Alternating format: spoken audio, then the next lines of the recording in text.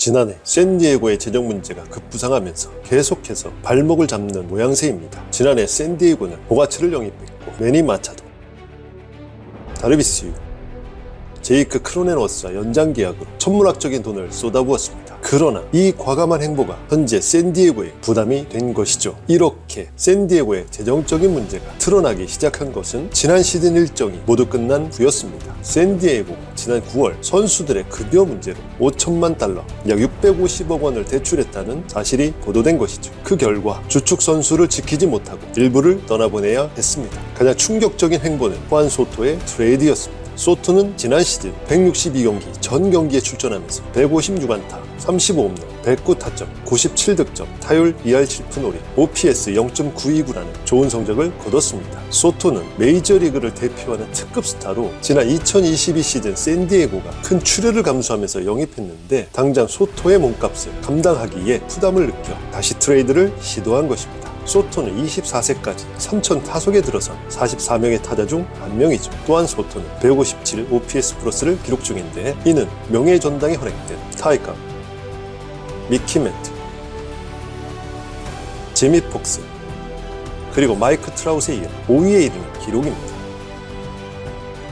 메이저리그 공식 홈페이지인 MLB.com은 이렇게 양키스로 이적한 후안 소토가 2024년 아메리칸 리그 MVP를 수상할 것으로 예측했습니다. 오타니 쇼헤이가 내셔널리그로 이동했고 최근 마이크 트라웃이 후진한 상황이기 때문에 소토가 아메리칸 리그 MVP를 거머쥐는 것은 그 어느 때보다 열려있는 상황입니다. 여러분, 양키스 감독의 말을 빌리면 저지가 양키스의 중견수로 보스턴에서 영입한 버두고는 좌익수로 활약할 것으로 보이고 소토는 우익수로 나설 것으로 예상됩니다. 소토 역시 나를 필요로 하는 위치가 어디든 나는 준비되어 있다 라고 말했습니다. 양키 스타디움은 우측 담장이 좌측 담장보다 거리가 가깝죠. 이 때문에 10개의 홈런을 때려낼 수 있는 소토에게 짧은 담장이 반가운 게 사실인데요. 이에 대해 소토는 나는 우측 담장이 짧다는 것을 알고 있다. 하지만 내가 해왔던 그대로 하려고 노력할 것이다. 바꿀 이유가 없다면서 스윙에 변화를 줄 필요가 없다고 밝히고 있습니다. 소토의 강점은 출루율이 높은 전형적인 OPS 히터라는 것입니다. 소토는 타석에서 자신만의 존을 설정하고 스트라이크 존에 벗어난 공은 참고 좋은 공만 고르는 유형의 타자입니다. 이는 세부적인 지표로도 알 수 있는데 볼에 손이 나가는 비율이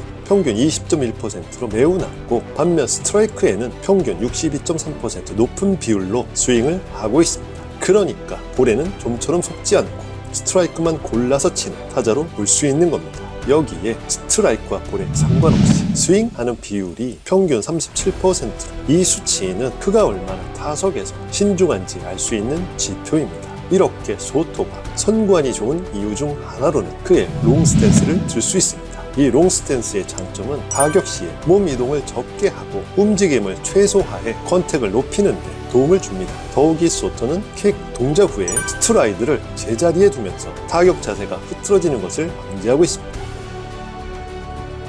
이처럼 큰 체구에 비해 움직임이 적은 타격을 하기 때문에 지난 6년간 통산 출루율이 4할 2푼 1리를 기록하는 것이고 볼넷은 162경기 평균으로 환산할 시 133 볼넷이라는 충격적인 수치가 나오는 것입니다. 이런 볼넷 생산력으로 소토는 역대 메이저리그 2000타석 이상 볼넷률 5위에 자리하고 있습니다. 재미있는 것으로 소토는 타석에서 독특한 동작을 취하는 선수로 일명 소토 셔플이라고 불립니다. 스윙 없이 골이 나오면 독특한 리듬으로 스텝을 밟고 더불어 도발적인 표정을 짓습니다. 소토 본인도 이를 알고 있어서 다분히 의식적인 행동이라고 할 수 있는데 받아들이기에 따라 특히 투수 입장에서는 신경이 거슬릴 수 있습니다. 이를 보는 팬들은 선수들의 특이한 동작 때문에 즐거운 것이 사실입니다. 또한 소토는 당겨치는 비율 36.6%,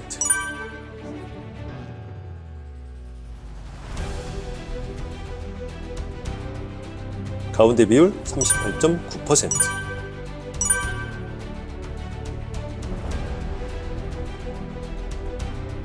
밀어친 비율 24.5%를 기록하고 있어서 스프레이트로 평가할 수 있습니다. 세부적인 지표에 나타나듯 소토는 골고루 타구를 보낼 수 있는데 이럴 수 있는 이유는 배트 움직임이 수평에 가까워서 모든 존에 배트가 오랫동안 머무르기 때문에 밀고 당길 수 있는 것입니다. 양키스는 브라이스 하퍼를 놓쳐서 팬들에게 원성을 삼 바 있습니다. 그 실수를 반복하지 않기 위해 소토를 잡은 양키스. 여기에 양키스는 지난해 최악의 좌타자 득점 생산률을 기록한 바 있습니다. 양키 스타디움은 좌타자가 유리하게 설계되었음에도 불구하고 타율 2할 1푼 9리로 전체 29위, 장타율 3할 7푼 8리로 전체 25위에 그쳤습니다. 그래서 좌타자 소토의 영입에 진심이었던 것입니다. 양키스와 확실히 함께 하게 될 시즌 2024년, 비록 1년뿐이지만 게리 콜, 에런 저지의 기량이 절정인 시기에 월드시리즈 우승을 꼭 해야 하니 양키스에게 소토는 꼭 필요합니다. 사실 지난해는 스탠튼의 부상과 기량 하락으로